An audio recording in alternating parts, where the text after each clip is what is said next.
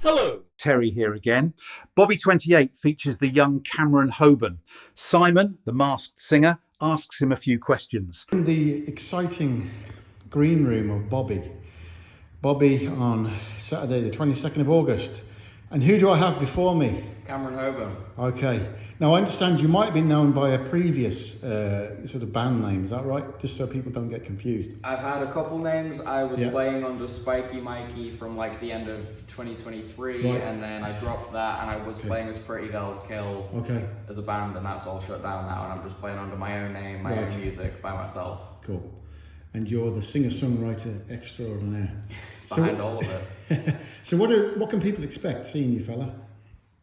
Honestly, they can expect their expectations to just get thrown out of a window. Like they'll listen to one album and hear one sound, and they'll come and hear about 50 different sounds. I'll do a range of like indie and pop rock and pop punk to like sludge and post-hardcore and Spanish-inspired things to at the minute working on some deathcore, but also just sounds no one's really ever heard.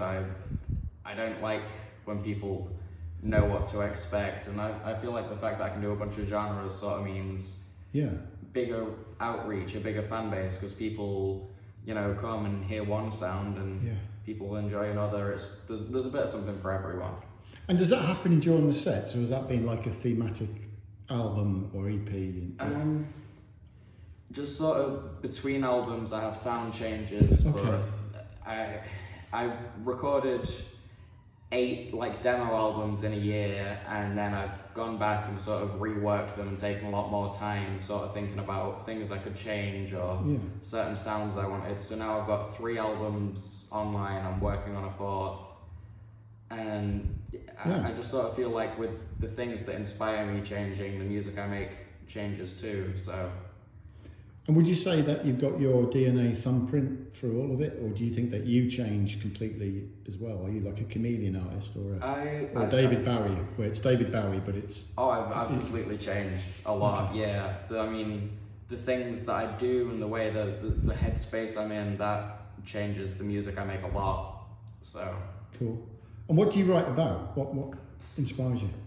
Personal stuff and my love life and just sort of the things happening around me. A lot of the time it's things in the world that I'm angry about or I like to see change in. Sometimes it's things I'm happy about. I've got the most recent song I've made like by now is called Snake in Your Garden. I'm doing the debut of it tonight, and that was a love song for some girl that I was seeing, and after the night I wrote it, we had a giant fallout, and all of her friends decided they hated me, so I sort of finished it that morning just out of like, I just need to get it done and over with, and I put it out and people like it, and it's like, I feel like every time that I make music about someone that I care about, the relationship with them sort of gets ruined, and then I get quite emotional on stage, just sort of going back into that headspace, but it's good for me to progress. They call it catharsis, don't they? Yeah. Do you think that applies? I'd say so. Yeah. So, the album-wise, what have you got in the past and what are we looking forward to in the future? Out of like what's released and online, I had my first album, Pretty Girls Kill, which I'd written a lot of other material before that, but that's like the first thing that I've posted since reworking everything. It's like the first release that's still out. That was a full re-recording of like an old demo album. I added some bonus tracks, I added some new features and some new parts, and just made everything sound a bit more me. And that whole album I wrote in October of 2024. I was seeing this girl, and I think in the first 2 months of us being together, I wrote a whole album about different sort of things I felt and that were inspired by her, and horrible breakup, which was to be expected. So there's a bonus track on the album called Fuck You, which is sort of a hate letter to all of it. But people liked the album when it was originally out and the demos I put online, so I knew it was sort of my thing. And then the first album that I ever wrote is the second one that I put out. It's called I Loved a Girl, and it's short. It's full of bonus tracks now because it was really short before, but that's just before I really understood music, the music I wrote, and it's got this charm to it of like not caring about music theory or really understanding it, and just okay. It feels a bit more punk because it's not like I didn't understand music when I wrote it. Right. I see. And then I wrote Class of 26 this year, which was focused on things I'd experienced in like my entire time being at school. So anything that could have happened to me in the past like 11 years has influenced that. There's a lot of emotions in it, a lot of things. It talks about a lot of it's quite heartfelt, a lot of it's quite silly. There's a couple satire songs on there that people like to sing along to because controversy and whatever, you know. There's a song called Beans and Burgers, which is a satire about sort of like incels and people that treat women really terribly, but it's like a play on it. So I go and I play this character of like, I'm the biggest asshole ever, and that's that. So you get into it. These sound quite intense albums. Yeah, the first two were kind of heavier, and the last album's sort of indie rock, but there's a couple of songs on there that don't fit the vibe of the rest of the album. They're a lot more sort of harsh. Okay. And I've done more features and stuff like that. I've just put out the deluxe album, which has a lot of features on it. It's got Harry Fletcher, who I had on my first album. It's got Nia Barrett, who's on Hollywood with me. It's got my ex, Veronica, singing like 2 of the songs with me. It's got a demo of one of those songs. And I'm doing like some live recordings online at the minute and stuff like that too.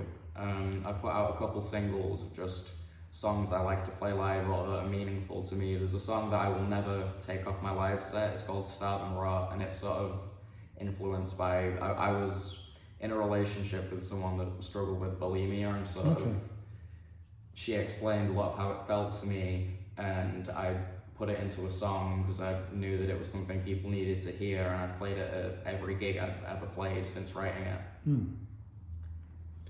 Wow. Yeah, so a lot of it's quite serious and a lot of it's quite silly. I don't like bringing the vibe down. So what's the next release going to be called? I'm not sure yet. Okay. I did just finish an entire like deathcore / metalcore really heavy album that was also like very experimental and used like a lot of synths and auto-tune and rap stuff as well. And it was called Fuck Reform, and it was very political, very controversial, very angry and serious, and it had a lot of things that musically were quite advanced, like weird time signatures and stuff, but I just sort of thought, like I'm still a new artist, and I don't have like an established fan base or anything, and I feel like this is something new people wouldn't really want to be interested in or listen to, so I'm reworking that album into something else with like some new songs. I'm in the middle of writing season at the minute, so I don't have like a next album planned, but I'm trying. So you're playing tonight, Saturday the 22nd of August at BOBI, Boston. Do you have another gig lined up? Or a few? The only other thing I have lined up is a really big show in London. Okay. In October, I'm playing like a youth band night in London, the Fighting Cocks, which is like sort of quite a classic, iconic punk venue. Do you know the date?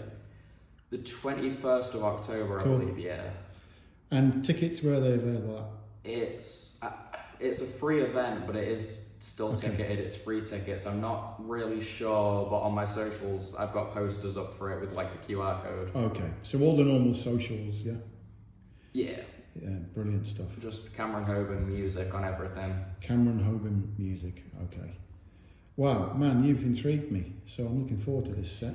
It's gonna be strange. I'm doing a lot of new things. I'm doing a lot of experimental things, but I'm playing all of the classics and the stuff people like, and I'm doing a bit of crowd work and all of that, just sort of the normal set. Looking forward, fella. Okay, well, all the best with it, and we'll look out for you. Very excited, thank you. Cheers, mate.